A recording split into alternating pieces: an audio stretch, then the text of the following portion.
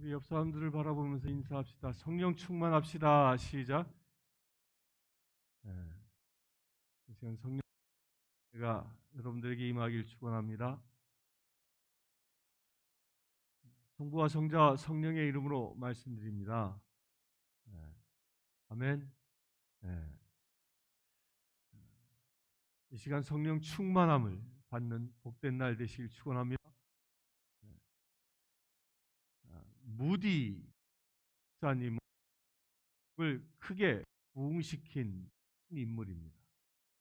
여러분들도 이 설교 시간에 예화로 많이 사용되어져서 익히 알고 계실 겁니다.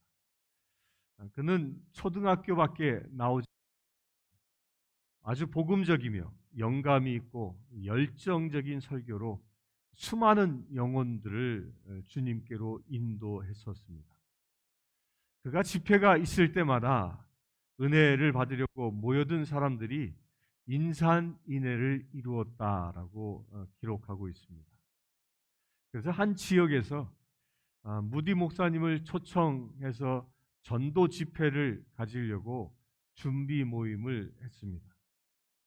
그때 어떤 젊은 목사님이 벌떡 일어나서 이렇게 얘기합니다. 왜 강사로 무디만 고집합니까?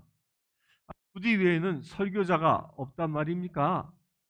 그가 성령을 독점하기라도 했단 말입니까? 하면서 했습니다. 그러자 그 지역에 존경받는 조용히 웃으면서 이렇게 말합니다.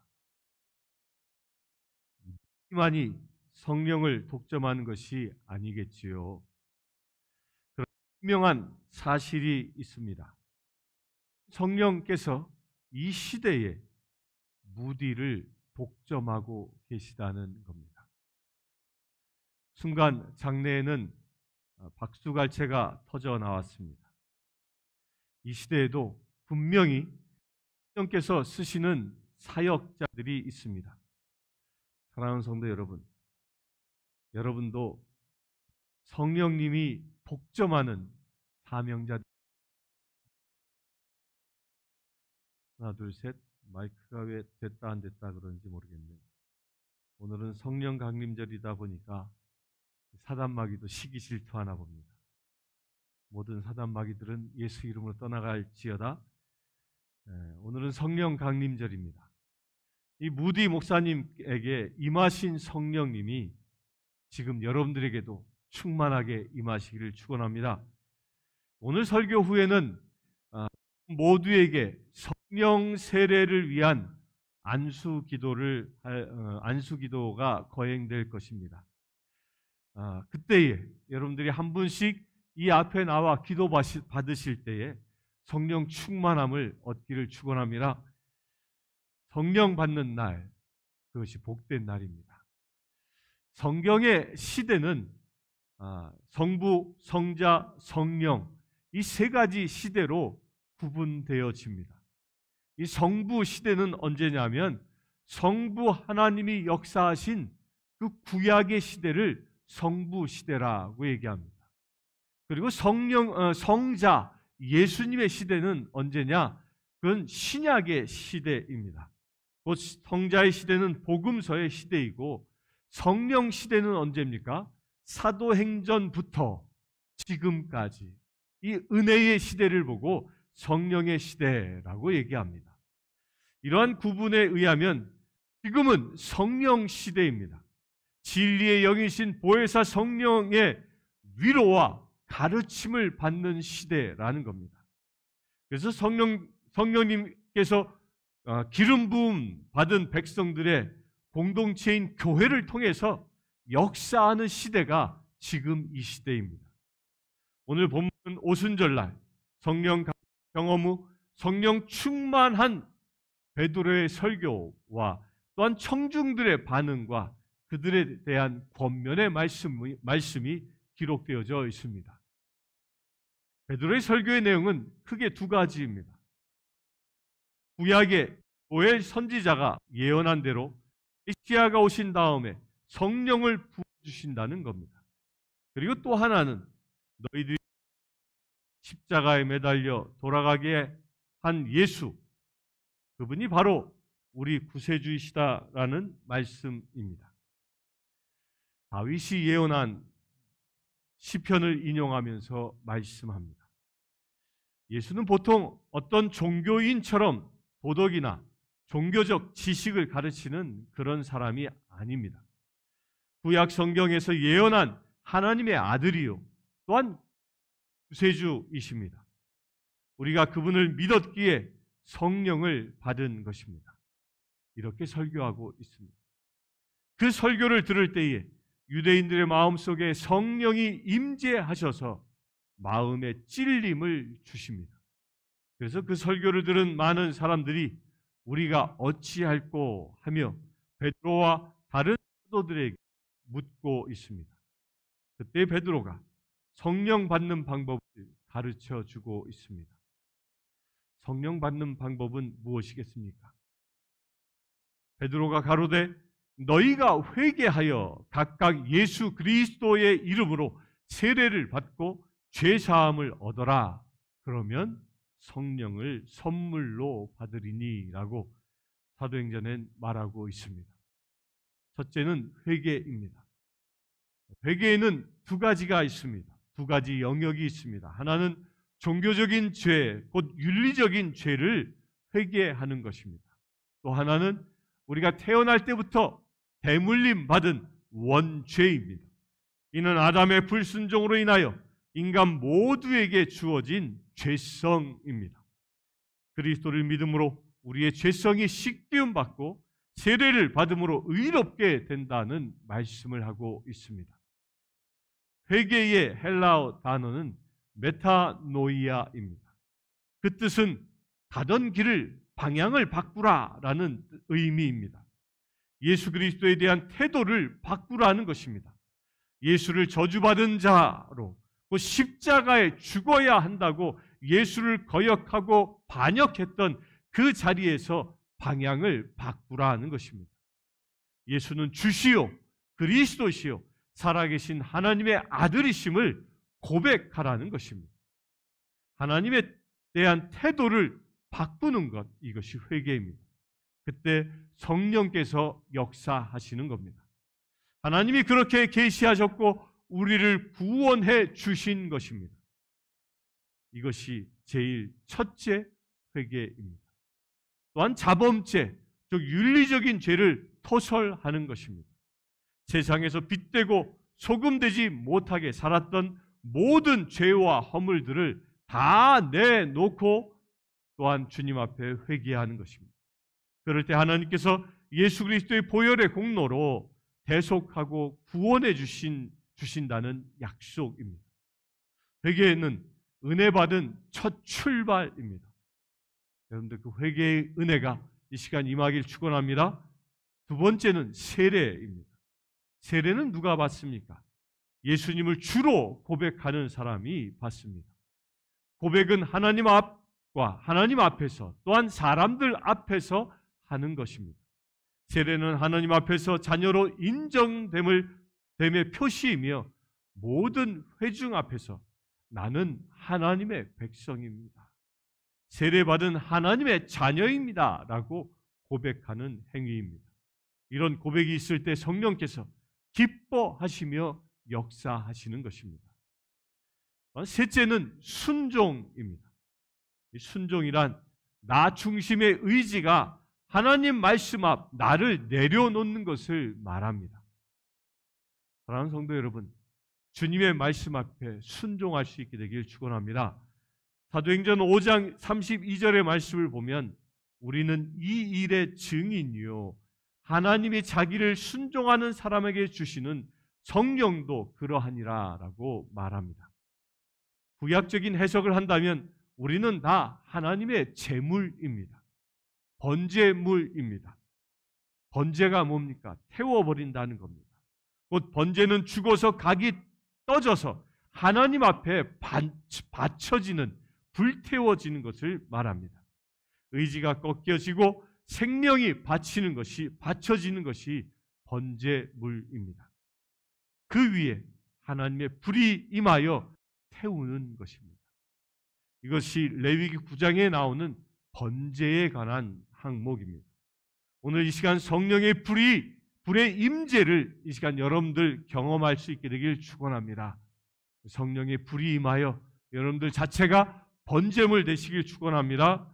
사랑하는 성도 여러분, 하나님 앞에 나를 내려놓고 하나님 말씀에 순종하고 신령과 진정으로 드려지는 번제물이 되어서 성령의 기름 부음을 받는 이 시간 되시길 축원합니다.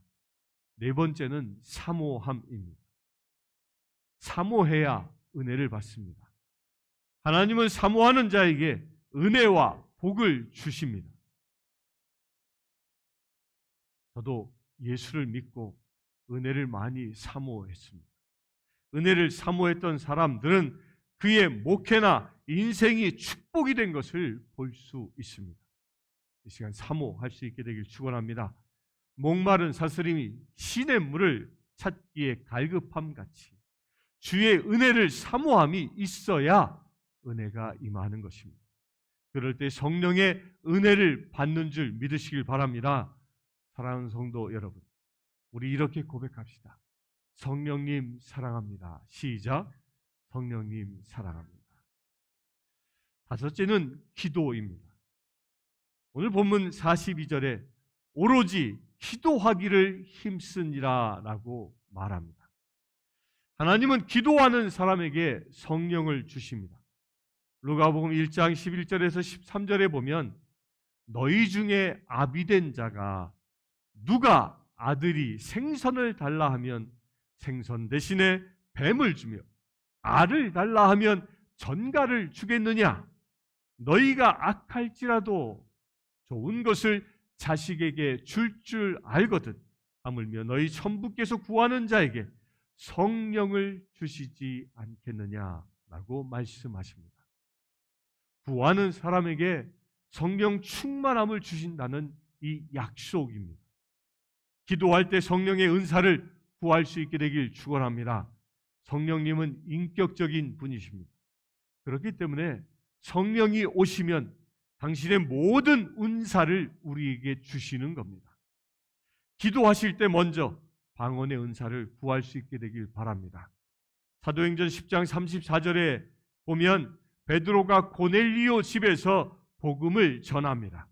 고넬리오는 이방인이었습니다. 유대인이 아니었습니다. 그곳에 모여있던 사람들 역시 모두 이방인이었습니다. 그런 고넬리오 집에서의 성령 강림 사건은 이방인들에게 처음으로 임한 성령 강림 사건이라고 말할 수 있습니다. 우리 사도행전 10장 44절에서 46절의 말씀을 잠시 보겠습니다. PPT를 띄워주시기 바랍니다. 다 함께 시작. 베드로가 이 말을 할 때에 성령이 말씀 듣는 모든 사람에게 내려오시니 베드로와 함께 온 할례 받는 신자들이 제주 이방인들에게도 성령 부어 주심으로 말미암아 놀라니 이는 방언을 말하며 하나님 높임을 들음이러라. 아멘이십니까? 성령이 임하셨다는 이 사실을 어떻게 알았다고 말합니까? 어떻게요? 이는 방언을 말하며 하나님 높임을 들음이라. 베드로가 그들에게 설교를 하였을 때 성령이 임했는데 성령 받은 사람의 표징이 방언이었습니다. 그래서 기도를 받는 사람이나 봉사하는 사람이나 그 방언의 기도 소리를 듣고 성령의 임재함을 알았다라고 얘기합니다. 사랑하는 성도 여러분, 여러분이 설교 후에 기도받으러 나오실 때 기도에 집중하시길 바랍니다.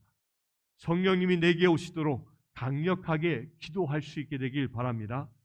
찬송을 하며 자신의 순서를 기다릴 때에도 성령님이 내게 오시기를 간절히 기도하시길 축원합니다. 그리고 방언의 은사를 구하시길 바랍니다. 성령님은 구하는 자에게 오십니다. 아직 방언을 받지 못한 성도님은 기도받을 때 마음을 평안히 하시고 입술과 혀를 성령님께 맡기시면 됩니다. 그럼 성령이 임하십니다. 기도 받으시면서 성령님에게 집중하시고 한국말로 기도하지 마시고 내 안에서 임하는 성령님의 인도하심에 혀를 맡기면 됩니다. 제가 많은 분들에게 안수 기도하며 방언의 은사가 임하는 걸 보았는데요. 그 방언의 은사는요, 내가 선택해서 받을 수도 있고 내가 거부할 수도 있습니다. 그래서 내가 거부하면 방언의 은사가 임하지 않습니다. 방언의 은사를 거부하는 그 대표적인 예가 뭐냐면, 방언이 임하면 내 혀를 성령님께 맡겨야 하는데 내 의지로 내 혀를 말해버리는 겁니다. 그게 뭐냐면, 한국 사람은 한국말을 고집하며 기도하는 거예요. 기도 받는데 한국말로 계속 기도하는 겁니다. 그러면 내가 방언 받기를 거부하는 것과 같은 겁니다. 여러분들 기도 받으실 때 입술을 하나님께 맡기길 바랍니다. 하나님께 맡기면 여러분들의 혀를 하나님이 주장하셔서 방언의 은사를 주시는 것입니다. 그럼 방언이 이 시간 모두 터져 나올 수 있게 되길 축원합니다. 또한 어떤 분은 기도 받으실 때 온몸에 힘이 빠지는 경우가 있습니다. 어지러운 경우가 있을 수 있습니다. 힘이 쭉 빠지고 축 처지는 경우가 있을 수 있습니다. 그게 어떤 현상이냐면 성령의 기름 부으심이 임할 때 나타나는 현상입니다. 그럴 때 자연스럽게 받아주면 됩니다. 제가 잡아주거나 넘어지더라도 옆에 계신 분이 잡아줄 테니까 안심하시고 하나님께 맡기면 됩니다. 그런 현상은 왜 일어나냐면, 가장 대표적인 현상은 그렇게 안식에 들어가게 되면 성령님이 나의 온몸에 힘을 빼게 하시고 나를 머리끝에서 발끝까지 어루만지시는 사건이 일어나는 겁니다. 그럴 때 제일 많이 일어나는 게 치유가 일어납니다. 여러분들이 몸에 병이 들었다면 그 순간 하나님께서 안수하셔서 치유하시는 역사가 일어난다라고 믿으시길 바랍니다. 또 두 번째로는 내 영이 성령으로 충만해지는 역사가 일어납니다. 나의 의지를 빼고 하나님께서 나를 온전히 붙잡는 역사이기 때문입니다. 나의 힘으로 저항하는 게 아니라 오직 하나님의 붙잡힌 바 되어 내 영에 더욱더 성령으로 충만함을 기름 부어주시기 위하여 우리가 안식에 들어가게 한다는 겁니다. 그렇게 안식에 들어가고 나면 일부러 일어나지 마십시오. 예배가 끝나도 내 마음에 감동이 일어나기까지는 안 일어나셔도 됩니다. 더 사모함을 구하시라는 겁니다. 빨리 일어나야지 뭐 이런 압박감 속에서 일어나지 않으셔도 된다는 겁니다. 성령님께서 어느 순간 마음을 주실 겁니다. 이제 되었다, 일어나라 말씀하시면 그때 일어나게 되면 여러분들에게 새로운 기쁨이, 지금까지 경험해보지 못한 하나님의 놀라운 은혜를 경험할 수 있는 귀한 시간이 되어질 줄 믿습니다. 그렇게 안식 가운데 불길 같은 성령님이 여러분들의 몸과 영혼, 마음을 치유하는 역사가 일어날 것입니다. 여섯 번째는 기도의 응답에 대한 확신입니다.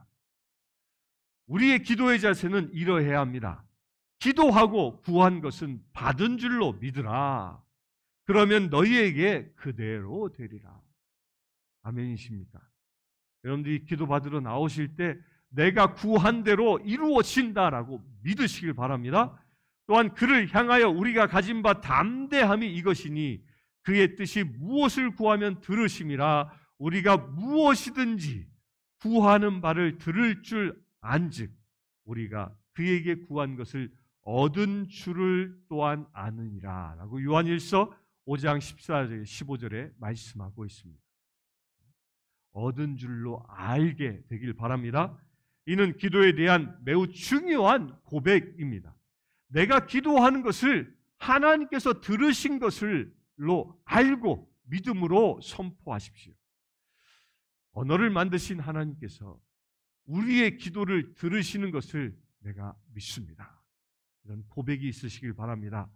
그것을 믿기 때문에 내가 하나님 앞에 기도하고 구한 것을 하나님이 주실 것을 또한 믿는 것입니다. 사랑하는 성도 여러분, 성령의 은혜를 사모하십니까? 성령 충만함을 받길 원하십니까? 기도 받으실 때 성령님이 내게 임하신다는 그 믿음으로 나오시고 그 믿음으로 기도 받으시길 축원합니다. 우리가 믿고 회개하며 사모하여 성령 충만함을 받으시길 축원합니다. 그 성령의 뜨거운 불이 여러분들에게 임하는 거룩한 날 되길 축원합니다. 그리하여 차지도 뜨겁지도 않은 자가 아니라 성령의 불로 충만하여 뜨거운 주의 사랑하는 자녀 되기를 주의 이름으로 축원합니다. 이 시간 다 같이 기도하겠습니다. 주 아버지 하나님, 오시옵소서. 성령 하나님, 우리에게 오시옵소서. 우리가 성령의 은혜를 사모합니다. 오순절 날 마가의 다락방에 임하셨던 성령 하나님, 우리에게 임하여 주시옵소서. 고넬리오 집에서 말씀 가운데 임하셨던 성령 하나님, 우리에게 임하여 주시옵소서. 여기에 모인 주의 사랑하는 심령들, 오직 성령으로 충만함을 받기를 원합니다. 그래, 내가 죽고 그리스도가 내 안에 사는 역사가 이 시간 일어나기를 원합니다. 성령 하나님, 기름 부어 주시옵소서. 이 시간 안수 받을 때마다 성령의 기름 부으심이 넘쳐나게 하셔서 오직 주님의 은혜로 거듭날 수 있는 귀한 믿음의 죄를 되어질 수 있도록 아버지 역사하여 주시옵소서. 아버지 하나님, 이 시간 방언의 은혜를 사모합니다. 치유의 은혜를 사모합니다. 놀라운 주님의 역사가 일어나기를 원합니다. 불길 같은 성령 하나님, 우리에게 임하여 주시옵소서. 우리에게 충만함을 더하여 주시옵소서. 우리가 찬양하며 주님 앞에 예배할 때에 성령 하나님 이 시간 충만케 임하시고, 특별히 이 시간 임하여 계신 성령 하나님, 불기둥으로 구름기둥으로 임하신 성령 하나님, 기도 받는 심령마다 충만케 임하여 주시옵소서. 그래 아버지 하나님, 이 시간 오순절의 사건이 우리 가운데 다시 재현되게 하시고, 세상에 나아갈 때에 성령의 전신갑주로 무장하여 나아가는 놀라운 역사가 이 시간 이루어지게 하여 주시옵소서. 우리 주 예수 그리스도의 이름으로 기도드리옵나이다. 아멘. 이 시간 우리 오병이어 찬양단의 인도로 찬양을 같이 하겠습니다.